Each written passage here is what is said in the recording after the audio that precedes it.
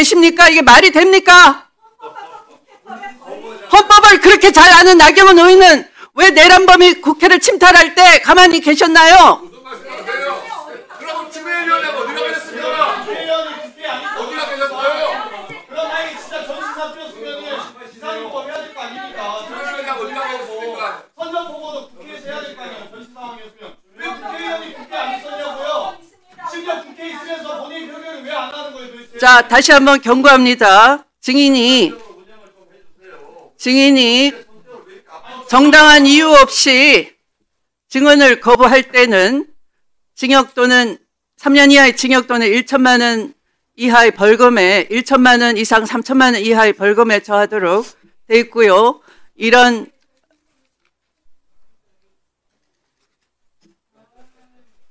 국회에서의 정관법에 따라서 국회 법제사법위원회가 고발할 수 있음을 미리 안내 드리겠습니다. 저 말씀드려도 되겠습니까? 위원장님께 말씀하시니까요. 이미 충분히 말씀을 드렸습니다. 한 가지만 말씀드리고 들어가십시오. 싶은데 저한테 온 증인 네. 증인 출석 요구서의 신문 요지가 안가모임 관련이에요. 들어가십시오. 안가모임 들어가십시오. 자, 들어가십시오. 알겠습니다.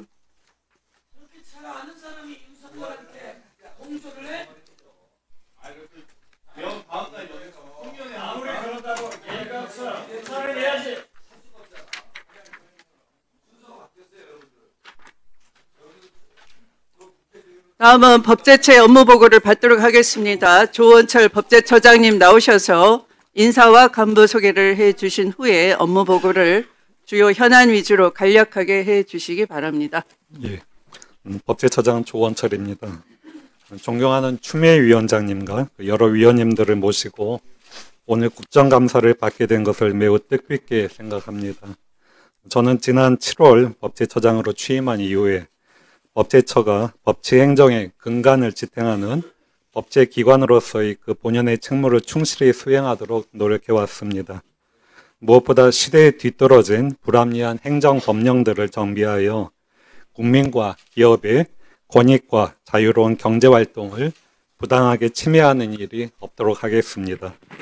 나아가 새 정부 국정과제의 원활한 추진을 위하여 신속하면서도 심층적인 법제 업무가 이루어지도록 최선을 다하겠습니다.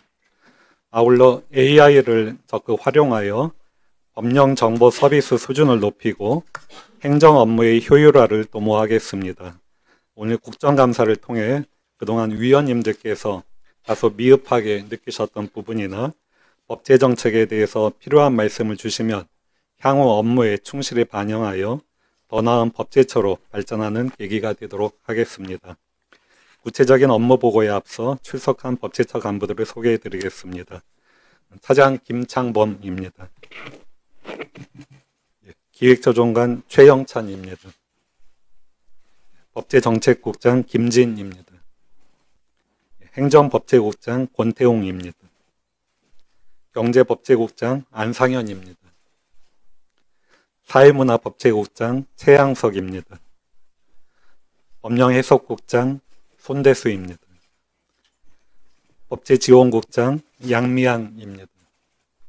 법제조정정책관 윤강욱입니다.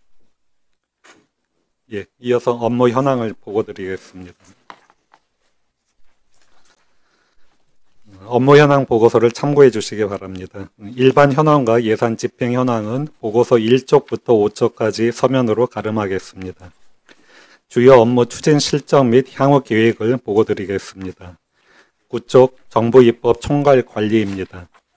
정부 주요 정책의 신속한 입법을 지원하기 위하여 2025년 정부 입법 수정 계획을 수립 시행하고 총 248건의 하위 법령을 제때 마련하는 등 정부 입법을 총괄 관리하고 있습니다. 아래쪽 향후 계획입니다. 각 부처 입법 추진 현황을 점검하여 정부 입법을 전략적 효율적으로 추진하고 의원 발의 법률안에 대한 정부의 의견을 종합 조정하여 국회의 법안 심사를 적극 지원하겠습니다. 10쪽 법령 심사 및 법제 지원입니다. 9월 말까지 총 1289건의 법령 심사를 완료하였고 여권법 시행령 등 211건에 대해 법령의 위반 단계에서부터 법리적 쟁점 검토, 조문화를 지원하는 등 선제적으로 법제 지원을 실시하였습니다. 앞으로도 전문적이고 신속하게 법령을 심사하여 정부 입법을 종합 지원하겠습니다. 11쪽 법령 해석입니다. 9월 말까지 32회의 법령 해석 심의위원회를 개최하여 총 273건의 안건에 대해 회신하였습니다. 그중 관계 국민이 요청한 40건에 대해서는 법령 해석 과정에서 그 의견을 청취하여 신뢰성과 공정성을 제고하도록 하였습니다. 또한 법령 해석 요청자와 소관 부처 간의 이견에 대해 협의, 조정을 활성화하는 등 법령에 관한 이견의 신속한 해결을 위해 노력하고 있습니다. 12쪽 법령 정비입니다. 추진 실적입니다. 기업이 자유로운 경제활동을 제한하고 국민 생활에 불편을 야기하는 불합리한 하위 법령을 집중 발굴, 정비하는 등 국민 체감형 규제 정비를 추진하고 있습니다. 또한 청년 경제활동 지원을 위해 법정 의무교육의 유예, 면제 사유에 임신, 출산, 군복무 등이 포함되도록 관세사법 시행령 등 22개 법령을 정비하고 사회적 약자를 보호하기 위해 채용시험에 응시하는 청각장애인의 어학시험 성적 기준을 별도로 마련하도록 하는 등 16개 법령을 정비하였습니다. 앞으로도 현장의 의견을 반영하여 민생 관련 법령 정비 과제를 적극 발굴하고 신속히 정비하겠습니다. 13쪽 법제 개선입니다. 추진 실적입니다. 신기술을 활용한 규제 특례 사업에서의 발생한 사고의 피해자 인적 손해에 대해서는 배상 청구권 압류를 금지하는 내용의 6개 법률안 발의를 지원하여 신기술 도입이 국가 성장을 주도하는 데 걸림돌이 없도록 노력하였습니다. 또한 중대재해 근절을 위하여 법률상 인허가 취소 및 영업 정지 사유를 전수조사하여 노동안전 종합 대책 마련을 입법적 측면에서 지원하였습니다. 향후 반복적 재해 발생을 인허가 취소 영업 정비 사유에 포함하는 법제 개선을 관계부처와 협업하여 추진하겠습니다. 14쪽 자치입법권 강화를 위한 법제 지원입니다. 추진 실적입니다. 자치입법권을 강화하기 위해 지방사무에 관하여 법령에서 직접 규정하고 있는 사항을 조례로 대폭 위임하는 등의 내용으로 총 81개 법률안을 국회에 제출하였고 그중 28개 법률안이 통과되었습니다. 또한 자치법규의 입안 지원, 자치법규 관련 자문, 교육 제공 등을 통해 지방정부의 자치입법 역량 강화도 지원하고 있습니다.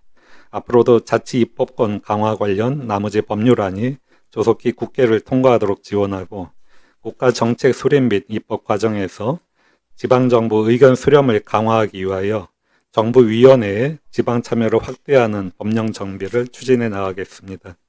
15쪽 법령정보서비스 제공 보고에 앞서 지난 9월 26일 국가정보자원관리원 화재로 인한 국가법령정보센터 등 법령정보 시스템 장애 및 조치 현황을 간략히 보고드리겠습니다. 16페이지입니다. 먼저 주요 서비스의 장애 및 복구 현황입니다. 9월 26일 20시 15분경에 발생한 국자원 화재로 국가법령정보센터, 정보입법 시스템 등 총 12개 정보 시스템에 장애가 발생하여 국민들께 불편을 끼쳐드렸습니다. 오늘 10시를 기준으로 국가법령정보센터, 법제처 홈페이지 등 9개 시스템이 복구되었고 나머지 3개 시스템의 신속한 복구를 위해 국자원과 긴밀하게 협업하고 있습니다. 주요 조치 사항입니다. 대법원 종합법률정보서비스 등 법률정보 제공 대체 사이트를 국민들께 안내했습니다. 또한 법제처 누리집 임시 게시판 등을 활용하여 법제 심사 및 법령 해석 접수 등의 업무가 중단 없이 이루어지도록 조치하였습니다. 아울러 장애 발생 기간 동안 수기로 관리해온 1613건의 공포법령도 모두 복구된 국가법령정보센터의 현행화를 완료하여 국민들께 정상적으로 제공하고 있습니다. 앞으로도 국자원과의 긴밀한 협조로 정보입법지원센터 등 아직 복구되지 않은 법제처 소관 시스템이 조속히 복구될 수 있도록 최선을 다하겠습니다. 이어서 앞쪽으로 돌아와 15쪽 법령정보 서비스 제공 보고드리겠습니다. 먼저 기관별로 제공하던 중앙부처 법령 해석 및 특별행정심판 재결례를 국가법령정보센터에서 통합, 확대 제공하기 위해서 올해 32개 기관의 결정선례를 추가 개방하는 등 국가기관 결정선례 개방 체계를 구축하고 있습니다. 아울러 법령 검색 시 연관 법령 정보를 한 화면에서 볼 수 있도록 하는 등 지능형 법령 검색 시스템 고도화를 추진하였습니다. 앞으로 국민들께서 법령, 판례, 해석례 등 다양한 법령 정보를 손쉽게 찾고 활용하실 수 있도록 내년부터 생성형 AI 법령 정보 서비스를 구축하는 한편 국가법령정보센터 레이어 고도화로 국가법령정보센터 홈페이지와 앱의 이용자 편의성을 증진시키겠습니다. 또한 국민의 일상생활과 밀접하거나 일반 국민들이 이해하기 어려운 법령에 대해 그림, 사진 등 시각 콘텐츠를 개발하여 제공하고 국민의 관심이 높은 분야의 생활법령 정보를 알기 쉽게 해설하여 제공하는 노력을 지속적으로 기울여 나가겠습니다. 17조 공무원 등의 법제 역량 강화를 위한 법제 교육입니다. 추진 실적입니다. 법제처는 중앙행정기관, 지방정부 법제 업무 담당자의 법제 역량 강화를 위해 실습 과정을 포함한 다양한 형태의 법제 전문 교육을 실시하고 있습니다. 9월 말까지 64,170명이 교육을 수료하였습니다. 특히 작년 11월에 개원한 태안법제교육원에서는 충북, 대구교육청 등 지방 기관 교육과정과 연계한 장기 교육과정을 운영하는 등 법제교육 수요에 부합하는 교육과정 개발 및 제공에 힘쓰고 있습니다. 앞으로도 현안 해결과 실무에 도움이 되는 법제교육을 제공해 공무원 등의 법제 역량을 강화하도록 노력하겠습니다. 18조 법제교류 협력입니다. 우리 국민이나 기업이 대외 경제활동 및 교류를 지원하기 위해 9월 말을 기준으로 K콘텐츠, K화장품, K식품 등 산업별 필수 해외 법령정보 856건을 한글로 번역하여 제공하고 있습니다. 또한 아시아 지역의 공동 번영을 도모하기 위해 법제기관 간 상시 협력 플랫폼인 아시아 법제기구 협의체를 설립하고 제13회 아시아 법제 전문가 회의를 11월에 개최하는 등 법제교류 협력을 지속적으로 추진해 가겠습니다. 끝으로 대한민국의 우수한 법령정보 시스템을 전파하고 우리 기업의 해외 진출을 지원하기 위해 ODA 사업을 확대해 나가고 있습니다. 인도네시아 등에 대해 추진하는 ODA 사업이 글로벌 가치 및 상생의 국익 실현으로 이어지도록 노력하겠습니다. 이상으로 법제처 업무 현황 보고를 마치겠습니다.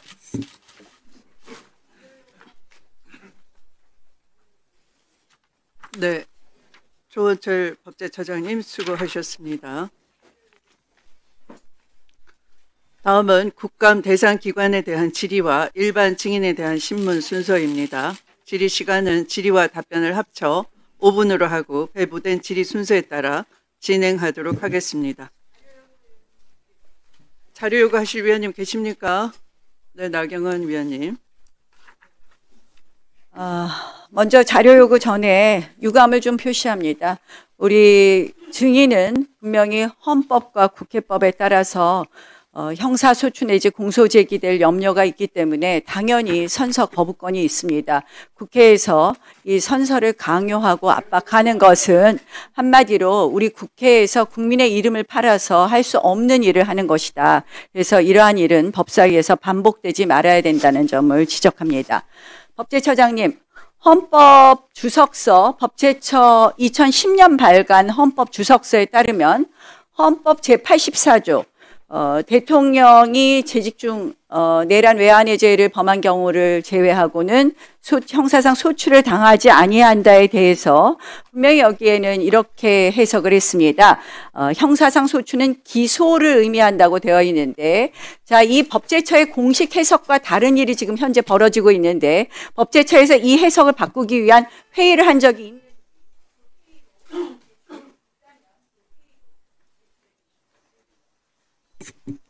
예, 그러한 회의를 한 바는 없습니다. 제출할 자료도 없는 상황입니다.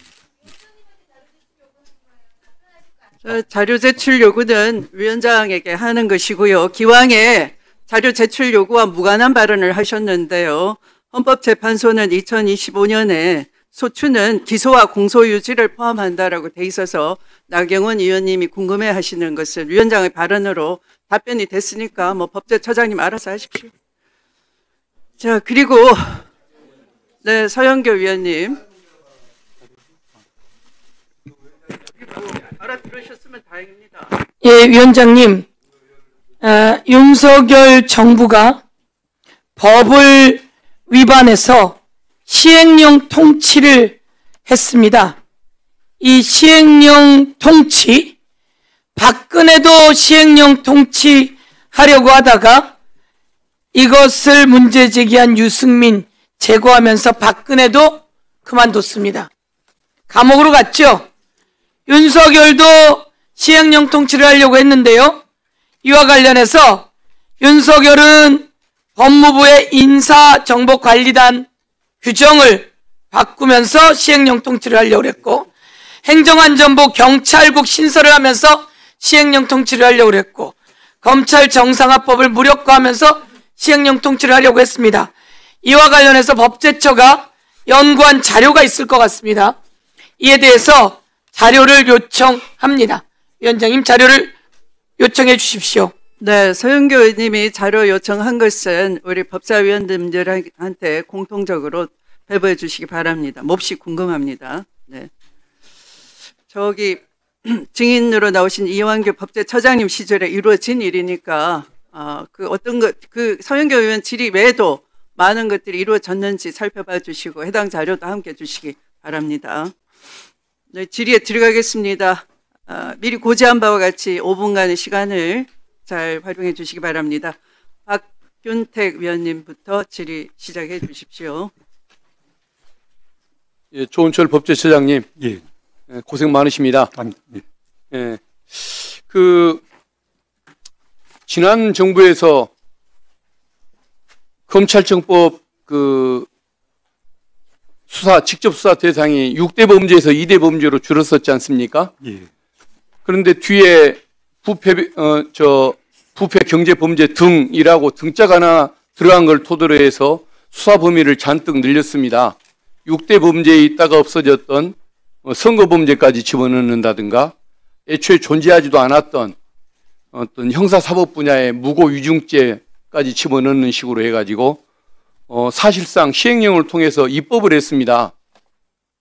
이런 일이 벌어졌던 것은 윤석열, 한동훈 또 그 정치검사들의 욕심 때문이긴 했습니다마는, 이 시행령이 바뀌는 그 과정에서 법제처의 역할을 무시할 수가 없는 것 아닙니까? 사실상 대통령령은 법제처가 주무기관 아닙니까? 예, 그렇습니다. 맞죠? 예.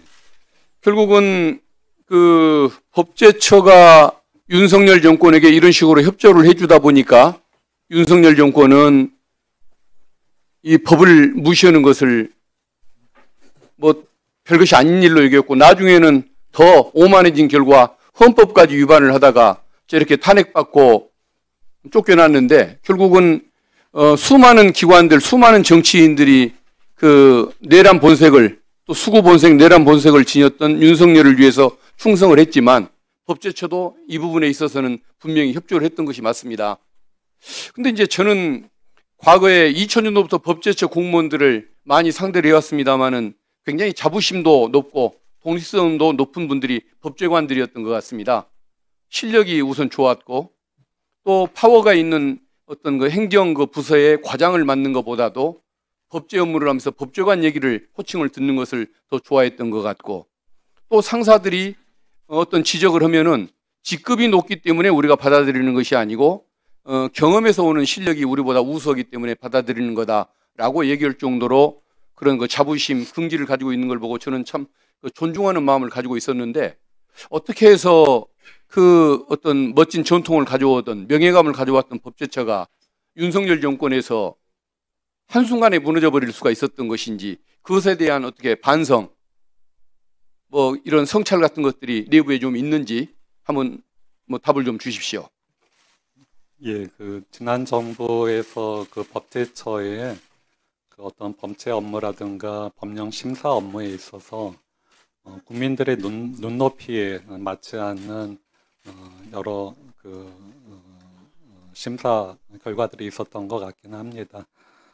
적어도 지금 정부에 있어서는 그런 특히 이제 그 모법의 위임 범위를 벗어나는 시행령 개정에 대해서 중점적으로 발굴해서 다시 원위치로 돌려놓으려는 노력을 하고 있습니다.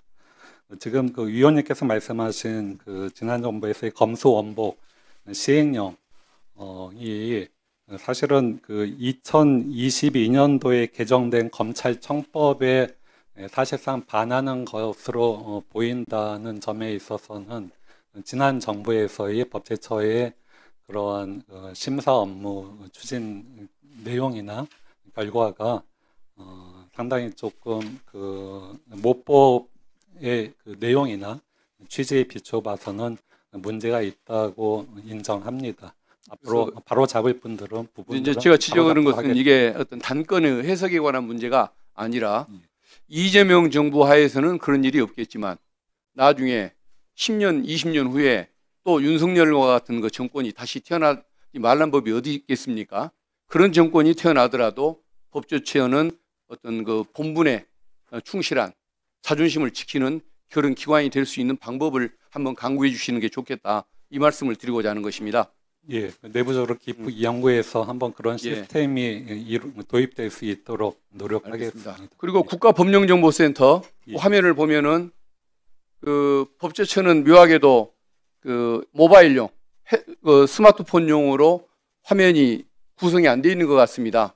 그러다 보니까 결국은 이게 그 하루에 79만 명이나 찾는 그런 창인데, 저 봐보십시오. 저 글씨가 보입니까? 한 창에 다 담기지도 않고 글씨가 작아서 보이지도 않는데 다른 기관 거 한번 넘겨주십시오. 저 잘 보이지 않습니까? 예. 그래서 결국은 이 부분을 지적할 예, 그 관련해서 간단히 말씀드리면은 지금 국가법령정보센터가 도입된 게 지금 시스템이 도입된 게 한 20년 전입니다. 근데 지금 많은 그 사실은 기능들이 추가가 됐고 한 상황에서 그 전면적인 레이어 개편이 안 되고 있습니다. 이번에도 저희가 예산을 한 10억 5천만 원 정도 신청을 했는데 그 중에 한 4분의 1 정도밖에 배정이 되지 않아서 지금 전면적인 개편이 어려운 상황입니다. 저희가 어떻게든 그 추가적으로 예산을 증액 반영시키도록 하려고 하는데 유 의원님들께서도 적극적으로 도와주셨으면 합니다. 예. 예, 이상입니다. 네, 수고하셨습니다. 다음은 곽규택 위원님. 처장님, 예, 이재명 대통령과 사법연수원 18기 동기시죠? 예, 그렇습니다. 그리고 대장동 사건, 이재명 대통령의 위증교사 사건 변호인이셨습니까? 그 대장동 사건 변호인 맞습니다. 그리고 다만 이제 위증 교사 사건의 경우에는 초기 준비 절차에서만 참여를 했었습니다. 예, PPT 한번 띄워봐 주시죠. 지금 이재명 대통령 정부 들어와 가지고 18기 연수원 18기 전성시대다 이렇게 이야기를 하고 또 이재명 변호인단으로 참여했던 분들을 대거 정부 요직에 다 앉히고 있어요.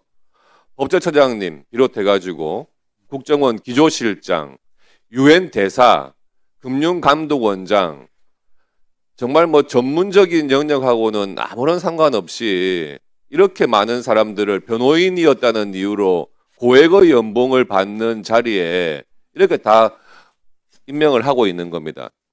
법제처장님께서 아무리 중립적으로 내가 법제처를 운영하겠다고 해도 국민들이 보기에는 이재명 대통령을 위한 법제처장이구나 이렇게 생각할 수밖에 없는 겁니다. 법령 정비 뭐 좋습니다. 취지야 좋겠지만 법제처장님이 지금 말씀하시는 것도요 객관적으로 들리지가 않아요. 법제처장님 지금 개헌 준비하고 계십니까? 그렇지 않습니다. 아니 대통령께서 후보 때부터 4년 연임제 개헌 핵심 공약으로 내세우고 정부 출범하면서 국정과제 1호로 내세운 게 개헌인데 법제처에서 정부 개헌안 전혀 검토하고 있지 않습니까? 지금 정부 개헌안이 나온 상태가 아니고 아직 논의가 시작되지는 않은 것으로 알고 있습니다. 물론 이제 논의가 시작되면은 법제처도 협력할 부분들은 협력하도록 하겠습니다. 법제처가 굉장히 중요한 역할을 해야 되는 건 아니겠습니까? 뭐 아주 중요한 역할인지 모르겠는데 저희가 전면에 나서기는 조금 어려운 과제인 것 같아요. 개헌을 하면은 지금 이재명 대통령 본인도 가장 핵심적인 것으로 4년 연임제 개헌 대통령 이것을 지금 내세우고 있거든요. 예. 법 상식적으로 보더라도 지금 국민들이 제일 관심이 있는 게 대통령 4년 연임 이 규정이겠죠.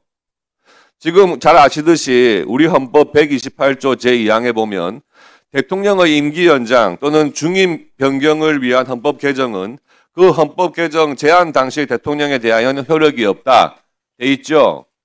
예. 그러면은 이 정부에서 4년 연임제 개헌안을 내더라도 이재명 대통령은 연임할 수 없는 것 아니겠습니까? 그렇죠. 현 헌법에 의하면 그렇습니다. 그렇죠. 예. 이렇게 자명한 것을 지금 대통령 본인도 그리고 국정기획위원장까지도 방송에 나와가지고 말을 흐리더라고요. 애매모호하게 이야기를 해요. 아주 애매모호하게. 그리고 민주당 의원님들 누구도 이재명 대통령은 개헌하더라도 연임할 수 있는 사람이 아니다. 그 말을 다 못합니다. 이상하게. 그 말 하는 거 들어보신 적 있습니까? 정부에서 그렇게 말하는 거 들어보신 적 있습니까? 제가 그런 부분들에 대해서 아직까지는 관심을 갖지 못하고 있었습니다. 예. 이 개헌안이 지금 이 정부에서는 굉장히 화두가 될 것이고 특히 대통령의 연임 조항 이것은 분명히 제일 중심적인 국민들의 관심을 받을 사항일 겁니다. 법제처에서 뭐 어떤 역할을 하시든 간에 개헌 논의가 시작되면 이 부분에 대해서 국민들이 오해나 불안해하지 않도록 명확한 입장을 밝혀주시기 바랍니다. 법제처에서 나서서 그 부분에 대해서 입장을 밝히는 게 적절한 건지는 모르겠습니다. 다만 의원님께서 말씀하신 그 점에 대해서는 결국 국민들이 결단을 해야 될 문제 아닌가 싶습니다. 그런 말씀 자체가 애매한 겁니다. 헌법 규정상에 명백한 겁니다. 법제처장님. 다른 것 물어보겠습니다. 법관 생활 몇 년 하셨죠? 26년간 했습니다. 예. 법원에 계시면서 항상 이게 그동안 많은 논란을 일으켰던 재판에 대한 헌법 소원 말씀 들어보신 적 있을 겁니다. 그렇죠? 예. 희한하게 법원에 계실 때는 법관들이 이구동성으로 재판에 대한 헌법 소원은 안 된다 그렇게 말씀하시면서 헌법재판관으로 가시면은 그거 필요하다 다 그러시더라고요. 예. 법제처장님의 입장은 어떻습니까? 그 재판 소원이 마치 그 3심제를 부정하고 4심제를 도입하는 것처럼 이렇게 얘기하는 분들이 계신데 저는 그 부분에 대해서는 반대 견해를 갖고 있습니다. 그 재판 소원은 4심제를 도입하는 게 아닙니다. 법원에서의 재판 판결이라 하더라도 국민의 기본권을 침해하는 문제가 생길 수가 있는 것이고 재판에 대한 헌법 소원은 그런 부분들을 헌법재판소에서 바로잡고자 하는 어떻게 보면 예외적인 심판 절차입니다. 그거를 마치 3심 재판 후에 다시 한번 재판을 하는 것처럼 그렇게 볼 수는 없다고 생각합니다. 법원에 있을 때부터 같은 견해를 갖고 있었습니다.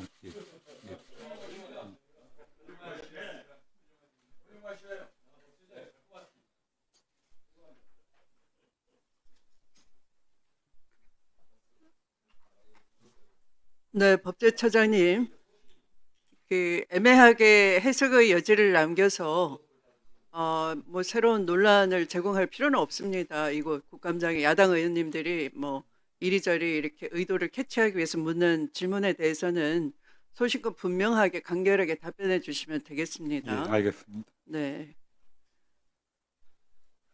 국민의 의사에 달려있다 이렇게 하시지 마시고요. 네. 현행 헌법에 대해서 누구도 의문을 제기한 바가 없기 때문에 그걸 굳이 검토할 필요도 없다. 이것이 맞지 않겠습니까? 뭐 그런 얘기 누가 합니까? 지금 질의에 나온 거 외에는 저는 금시초문입니다. 들어보셨습니까? 그런 논란을 국민들 사이에. 예, 제가 그 부분에 대한 충분한 검토가 못한 상태에서 답변을 하게 된 것 같습니다. 예.